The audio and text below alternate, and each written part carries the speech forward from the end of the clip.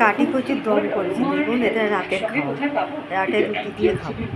এরকম কাঠি কচুর দম অসাধারণ। আমি যেভাবে বানিয়েছি সেভাবে তোমরা বানিয়ে নিও।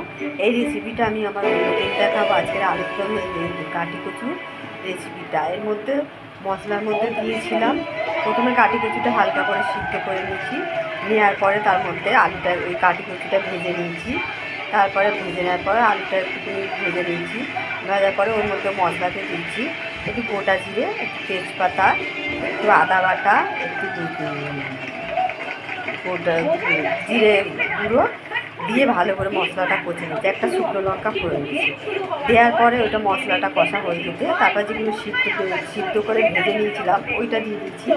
দেওয়ার পরে ওটা ভালো করে কষে নিয়ে তারপরে জল ঢেলে দিয়েছি। একটু নুন মিষ্টি সব পরিমাণ মতন দিয়ে দিচ্ছি। সব কিছু পরিমাণ মতন দিয়ে তারপরে তোমার মিষ্টি নুনটা ভালো দেখবে স্বাদ মতন, যে যার মিষ্টিটা যেরকম খাবেন সেরকম। এর মধ্যে একটু না মিষ্টি দিলে খুব অসাধারণ লাগে।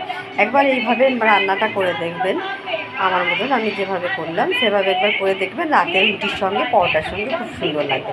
শুভরাত্রি বন্ধুরা।